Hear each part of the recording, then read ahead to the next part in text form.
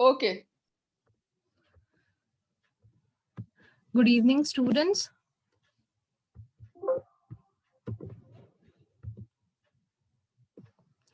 So, what do you feel when you touch an object kept on burning stove? जब हम किसी गर्म stove पे कोई चीज जैसे तवा या कढ़ाई रखा हुआ होता है उसे छूते हैं तो हमें कैसा महसूस होता है?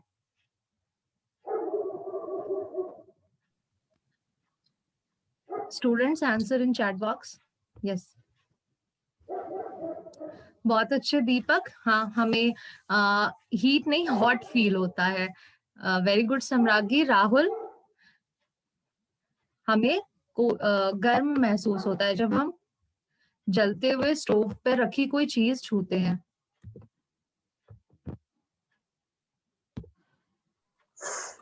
What do you feel when you bring an iron rod over heat and hold one of its end with your hand? So जब कोई आयरन रॉड जिसे हमने किसी आग के ऊपर कोई कैंडल के ऊपर रख रखा है और उसका एक सिरा अपने हाथ में पकड़ रखा है तो हमें कैसा महसूस होता है?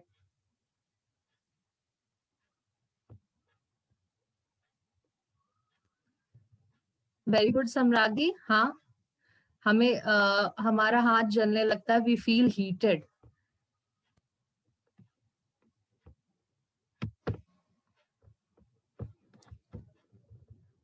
How does it happen that the end which is not in contact of heat also becomes hot? ऐसा कैसे हो जाता है कि जिस दूसरा सिरा तो हमारे हाथ में है वो तो हीट के ऊपर है नहीं, फिर भी वो गर्म कैसे हो जाता है?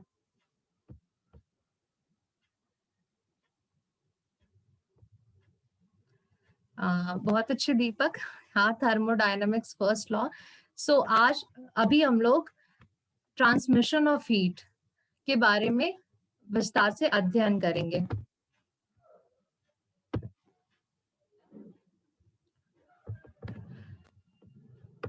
This is transmission of heat. Basically, transmission of heat मतलब transfer of heat. Heat किस तरह से एक जगह से दूसरी जगह ट्रांसफर होता है.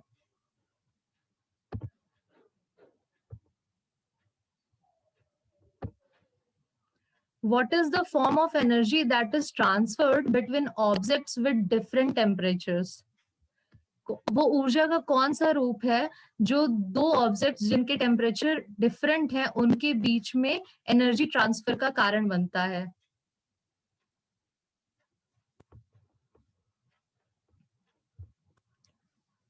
स्टूडेंट्स, बहुत अच्छे Poonam. Heat is the form of energy that is transferred between objects with different temperatures. Very good, Rahul. Then what causes the transfer of heat from one point to another? क्या कारण होता है जिससे heat एक जगह से दूसरी जगह ट्रांसफर हो जाता है?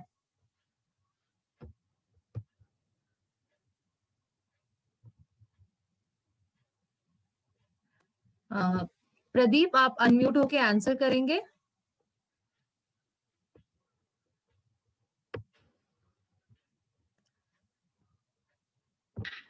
साम्राज्ञी, गुड कंडक्टर. या यस प्रदीप. मैम उसके लिए मीडियम चाहिए होता है हीट को एक पॉइंट से दूसरे पॉइंट पे ट्रांसफर करने के लिए. अच्छी कोशिश थी Pradeep.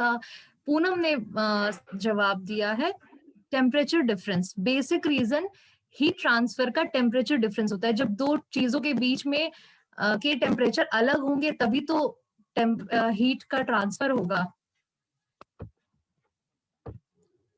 So now we will study about heat transfer. So heat transfer यानी एक जगह से दूसरी जगह हीट ट्रांसफर हो जाती है, ट्रैवल करती है.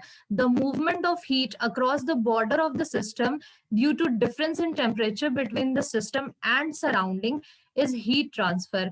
हमने एक ग्लास लिया, नॉर्मल है, अभी सिर्फ खाली ग्लास है, वो उसका टेम्परेचर बिल्कुल नॉर्मल होता है, पर अगर हम उसमें गर्म पानी या आइसी वाटर मतलब कोल्ड वाटर डालते हैं, तो जब हम उसे छुएंगे ग्लास को तो हम फील करेंगे गर्म पानी डाला तो ग्लास का सरफेस भी गर्म हो चुका है, और अगर ठंडा पानी डाला है तो ग्लास का सरफेस भी ठंडा हो चुका है। दैट मीन्स पानी का जो हीट है वो ट्रांसफर हो गया ग्लास में। और ये ऐसा क्यों हुआ? दोनों कांटेक्ट में आए इस वजह से, जिसका मेन रीजन होता है मॉलिक्यूल्स का motion. The motion of molecules and atoms is responsible for the thermal energy transfer from high temperature object to low temperature object. हम सब जानते हैं कि कोई भी मैटर होता है वो एटम और मॉलिक्यूल से बना होता है। तो जब हम किसी भी मैटर को गर्म करते हैं और उनके मॉलिक्यूल्स एनर्जी रिसीव करके वो मूव करने लगते हैं। जब वो मूव करते हैं तो एक दूसरे को थर्मल एनर्जी ट्रांसफर करते हैं। How do we boil water? पानी हम किस तरह गर्म करते हैं?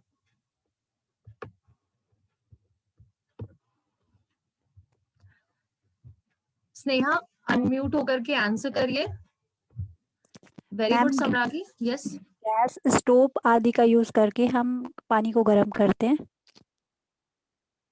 बहुत अच्छे स्नेहा, बहुत अच्छे दीपक सम्रागी। हाँ, गैस स्टोव का यूज करते हैं। हम एक बर्तन में पानी लेते हैं और उसे गैस स्टोव जला करके उसके ऊपर रख देते हैं तो पानी गर्म हो जाता है। Why do we feel hot during summer days? गर्मियों में हमें गर्म क्यों महसूस होता है? मैम हमारे बॉडी के टेम्परेचर से ज्यादा एटमॉस्फेयर का टेम्परेचर हो जाता है इसलिए। बहुत अच्छे स्नेहा, बट एटलीस्ट मैं जिससे बोलूं, मैंने बोला था मैं जिससे बोलूंगी वही आंसर करेगा, लेकिन बहुत अच्छे स्नेहा। एक्चुअली होता क्या है, गर्मियों में सन की हीट, सन हमारे बिल्कुल ऊपर होता है, इक्वेटर के पास में होता है, इस वजह से गर्मियों में हमें ज्यादा गर्मी लगती है। गर्मियों के दिन ज्यादा गर्म होते हैं। बहुत अच्छे Poonam. Rahul due to low temperature answer नहीं होगा। अगर आपने सुना स्नेहा ने क्या बताया, तो स्नेहा और पूनम दोनों ने सही जवाब दिया। सन का हीट रिस्पॉन्सिबल है गर्मियों के दिन को गर्म करने के लिए। सो अब हम पढ़ेंगे mode of transfer of heat. कौन कौन से तरीकों से हीट का ट्रांसफर होता है।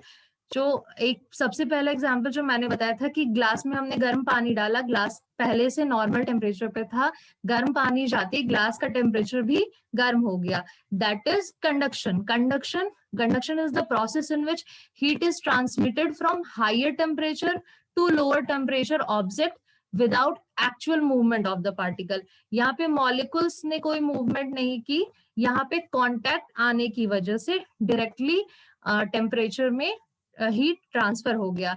जैसे आयरनिंग ऑफ क्लोथ्स, क्या होता है, प्रेस को हम कनेक्ट करते हैं इलेक्ट्रिसिटी से और गर्म हो जाता है आयरन, और उसके बाद जब कपड़े के ऊपर हम प्रेस को चलाते हैं तो हमारे कपड़े गर्म होके प्रॉपरली आयरन होते जाते हैं।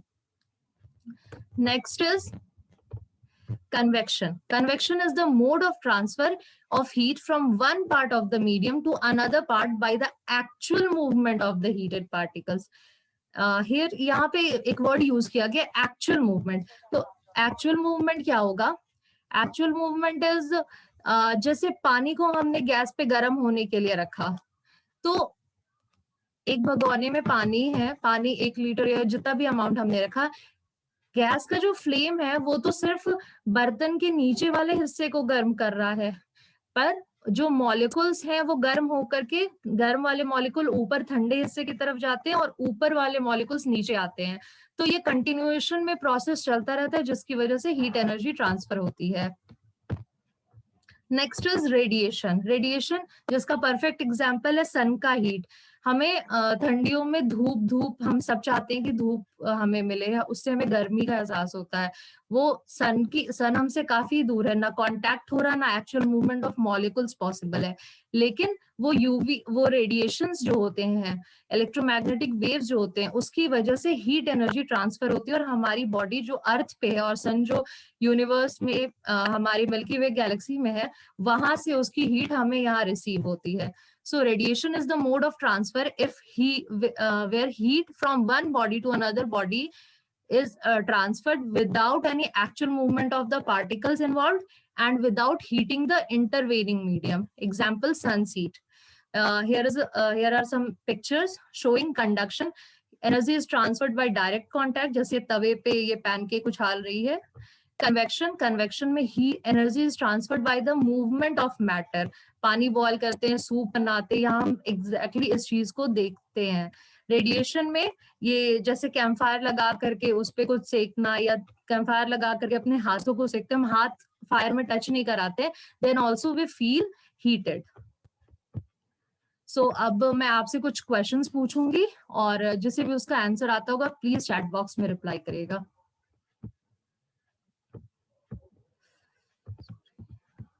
What is conduction?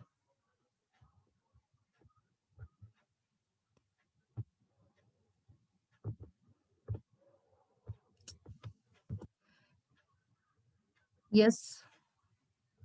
Very good. Conduction is the process in which heat is transmitted from higher temperature body to lower temperature without actual movement of the particle. Next, what is convection?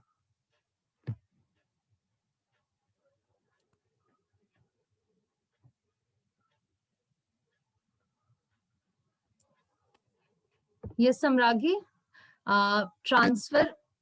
Very good, Poonam. Transfer of heat from one part of the body to the lower temperature object with the actual movement of particle. Very good, Samragi. What is radiation?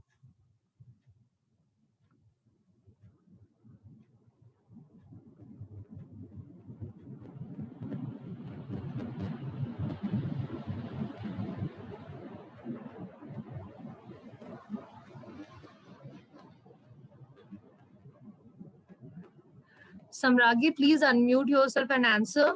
I'm not getting in the chat box actually. Radiation is the mode of heat when we feel the heat with the help of UV radiation or something like that. Okay, very good, Samragi.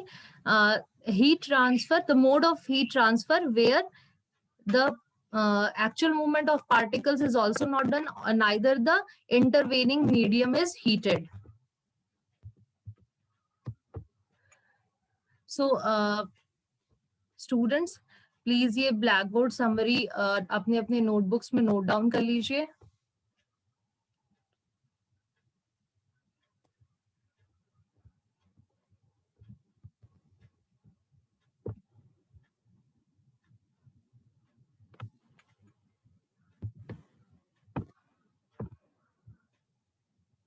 This is the homework, students. First, write the use of conduction, convection, and radiation method of heat transfer in our daily life. Second, show the process of modes of heat transfer through diagrams. Thank you.